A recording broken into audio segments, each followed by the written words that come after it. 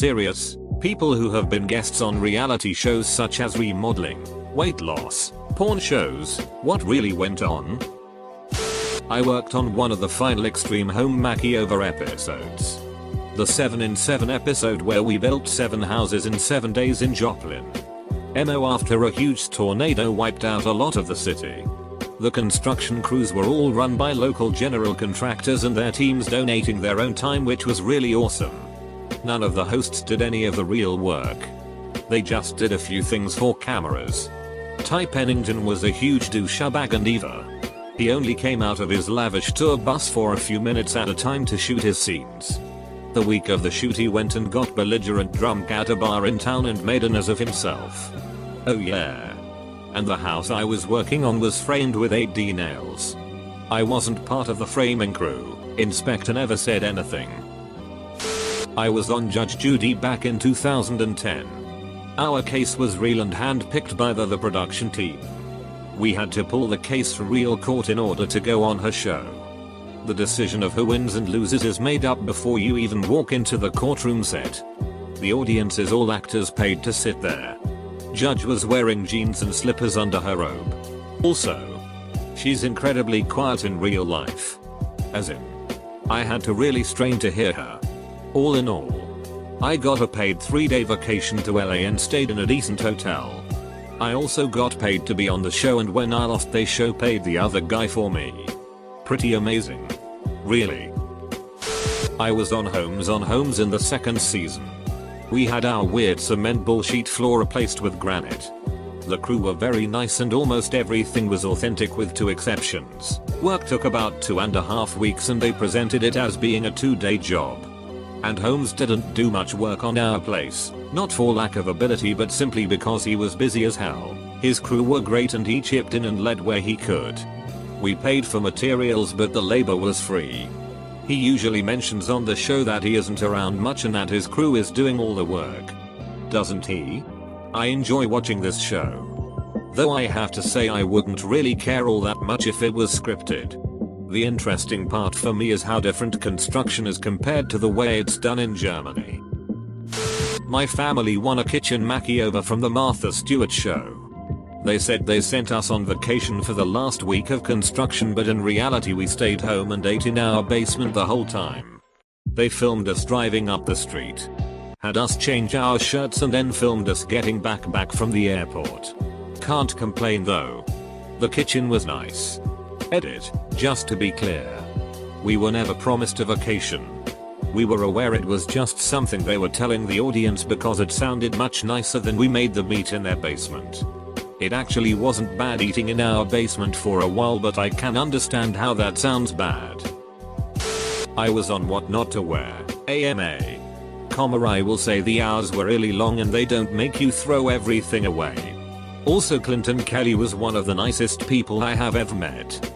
Went above and beyond to help me get clothes that worked. Even staying on off camera at the 15th hour of a day to get the right pants. Stacy was nice too. The weirdest things were the up-close reshoots. If you pointed at anything while being filmed, they'd come in afterward and do an up-close of your hand doing the motion. We learned towards the end to just stop pointing. Throwaway and probably too late for anybody to see this. I was a contestant on Survivor, Pearl Islands. For the most part nothing is really scripted. Although obviously it's cut way out of order for dramatic effect, I learned you can always tell by the pimples that appear and disappear on contestants from scene to scene. Some people are surprised that we were provided toilet paper and tampons plus a spotter sheet and throw away the paper. Which was good because most people had to get up to blast a diarrhea dump at least 3 times a day from eating rice cooked in stagnant filth water. No matter how much they boiled that water, it still tasted earthy and had grains of dirt in it. I went on a show called The Year of Making Love, where we filled in an exam to scientifically match us up with our ideal partner. It studied our likes, dislikes and what we looked for in a partner. We all had to drive up to Birmingham or someplace. And there was 1,000 people. 500 women. 500 men. Split into genders. We sat on each side of a hall. When numbers would be called up and a man and woman would walk onto a stage. meet and walk off down the aisle. My one didn't show up. My high school was on a couple of episodes of MTV Made. The girl wanted to become more popular in the prom queen. MTV put on a shitload of different events in her name to encourage us to vote for her. What MTV didn't show was that the reason she was unpopular wasn't because she was overweight or in the band or anything. Though both were true. She was unpopular because she was a giant itch, like insanely rude and itchy.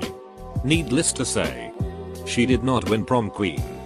To their credit, the show didn't try to reshoot it to make it look like she won or anything.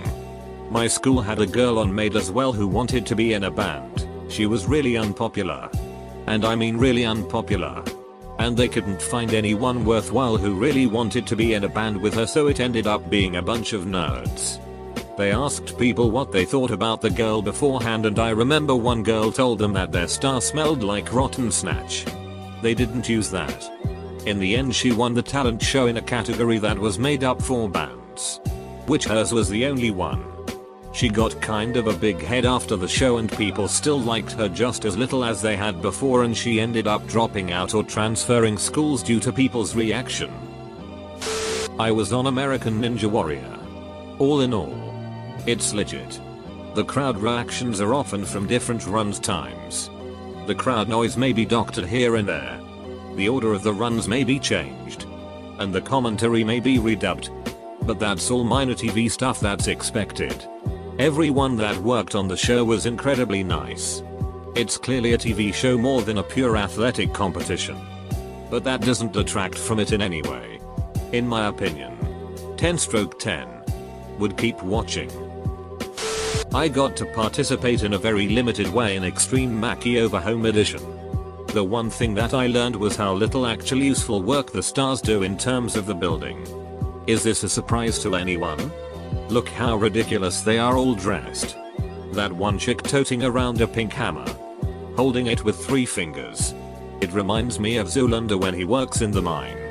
Except these hosts wouldn't even pretend that they did that much work. How do people not completely see through this? Did the home makeover show when it was in Philly. The neighbors make out great. Some of the neighbors were sent away on trips too, so we could take over their yards for storage and setting up a cabinet shop. They also received free furniture. And the surrounding neighborhood can go to the hospitality area and eat some free food. But as others have stated, the construction is horrible. They used leaf blowers and hair dryers to get the joint compound to dry faster. After the show aired, the bed that could lower into the floor was permanent disabled because someone could get crushed under it. House was robbed a week after the show aired and the family ended up moving 5 years later, which I heard is the amount of time you agree to not sell the house as a condition of being on the show. Late to the party. And I've posted this before. But here goes. I used to work with Glass Sword Guy, who was on Pawn Stars season 1. For those who can't watch the clip. According to the show, Glass Sword Guy supposedly spent several years crafting a sword made of glass that he was then trying to sell to Pawn Stars. Pawn Stars basically ripped apart the idea of making a glass sword, calling it a piece of crap. In actual reality, Glass Sword Guy's wife owned a stained glass shop in Vegas at the time. The Pawn Stars producers went to her store and commissioned the creation of this glass sword. When it was done, they asked Glass Sword Guy to be on the show pretending he was trying to sell it. I realize I'm late to the party, but my family's house was featured on a season of This Old House. The biggest thing in terms of what really went on is that we very cautious, and rightly so, about the promise of any free stuff. Unlike some other shows. On This Old House we paid the full price for them to do the construction basically on a contractor basis. But the show does have certain materials that get donated as part of advertising sponsorship relationships. Now, when that stuff is donated, it's free for the show. But it gets taxed as a gift to the people receiving it. That is, us. So my parents were very cautious in terms of working with an accountant, and particularly at the design stage, to make sure that what the architect was proposing wouldn't bankrupt us. Some of the previous old houses had had some horror stories that we'd heard rumors about on that front. The advantage from our perspective wasn't that it was any cheaper. It was that the contractor team was exceptionally good, and B, that everything would get done on time. And that was certainly worth it. As for the reality aspect, well, I don't think this old house tries to go in for the drama as much as the other reality shows. But they did feed my parents lines about the construction. My parents are not DIY people, so when they are talking about switches and wood grain and all this other stuff, that was fed to them. All in all, a great experience, and we're still in touch with some of them. Roger Cook, in particular, is awesome.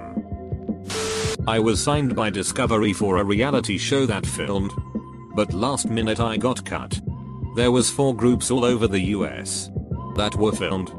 We all were owners of a business in a specific niche. Wildlife control. After filming with them I quit watching reality TV. I realized just how fake everything is. We were filming at night on 2 small boats. We were attempting to move an iguana from a tree about 20 feet in the air. It jumped and dove into the water, just missing our net. Producer calls for one of the boats to come ashore and get a log he found. He proceeds to coach his PA on how to throw the log up in the air and into the net that was sitting at the water level. All he said to the cameraman was, "You what to do," or something along those lines. I have other stories like how they made me film with a dead animal and had me interact with it and move it as if it were alive. I am sure it will be disappointing and not at all surprising to hear that Antiques Roadshow is pretty much like it looks. Our dusty crap was not selected for a special segment, but we did have our items appraised. They filmed the segments right out in the middle of where everyone is lined up waiting, so you get to see it unfold.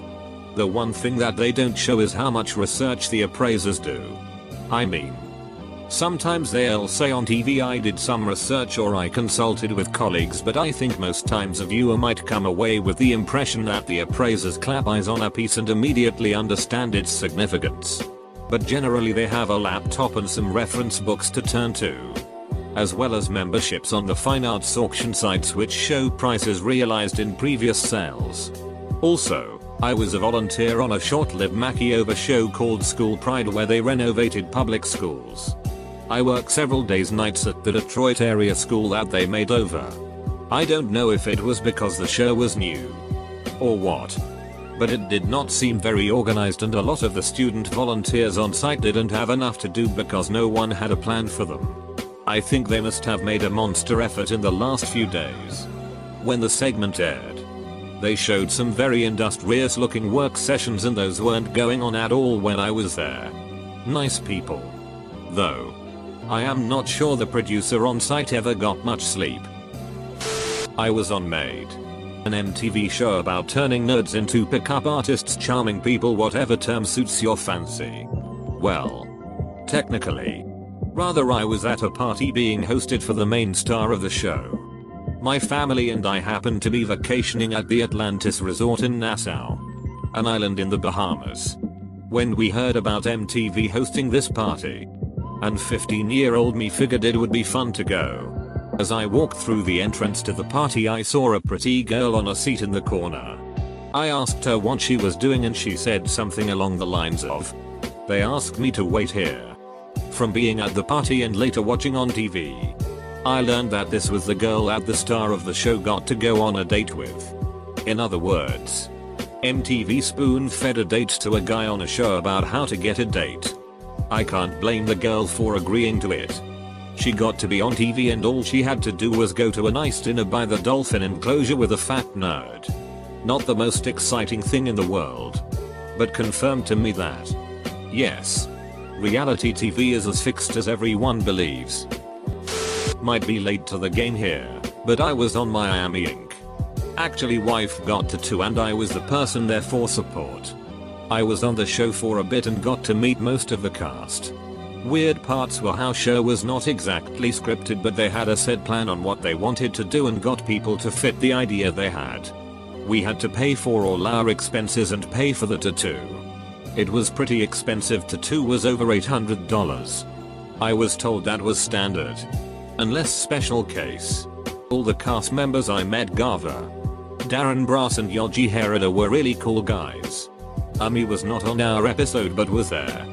He was a little standoffish and refused to sign the Miami Ink book I had brought and didn't want to take a pic with us. He just came off as really rude. Other guys being so cool made up for it. This was right after the season where they had a lot of fights with Kat, but Kat was not there. I asked them if fight on show with Kat were real and they kinda gave me some looks and said that most of the fighting was real. Kat and Amy apparently didn't get along in real life as well. All overall cool experience, but annoying we had to pay $42 and all expenses to be on a show that makes money. Episode was titled No Regrets. TV.com. I was on a Canadian show called Trading Places. My wife, our 2 kids, and I swapped lives with another family on the other side of Canada for a week. It was actually a pretty cool experience. The producers set up a number of activities with the idea of creating watchable TV, but in the end everything was pretty authentic. For one activity I was entered into a cyclocross race and the idea was that I was to only do 1 or 2 laps. Just enough to grab some footage. I actually kept going. Finished the race. And beat 2 of the other racers. The other family is absolutely awesome. After the show we met up and have actually stayed in touch ever since. They even came for a visit last summer. The show was back in 2002, so this was the early days of reality TV. I am sure it's a lot more scripted now. I was on the old MTV show Yo Mama. Jokers keep a piece of paper with the jokes on it in their pocket and they pull it out before each line and memorize the line. The background group had to rehearse several times for the applause and cheers. I was a cast alternate for Fox's Utopia. What that basically meant is that I had to be constantly ready to drop everything and join the show to replace a voted out cast member. Here's what I can tell you. The show was pitched to me as a survival show. They wanted to know all my skills and how I would handle dangerous situations. The show, in actuality, was all about getting good-looking people naked in the man-made, fully stocked lake. The cast had electricity by day 3. I would receive phone calls asking me if I've been keeping up with the action and what my feelings were, knowing full well that they wanted drama. I'd lash out at nearly everyone on the show. They asked me if I could design their e-commerce site better. Yes. This was a survival show. But the group had a ducking e-commerce site to make money. The best thing I got out of the ordeal was a paid vacation to Los Angeles for a week. Got to meet a bunch of whackers and pompous LA executives. Got to meet the guy who created the voice and all that shit. It's 100% as sleazy as you'd expect.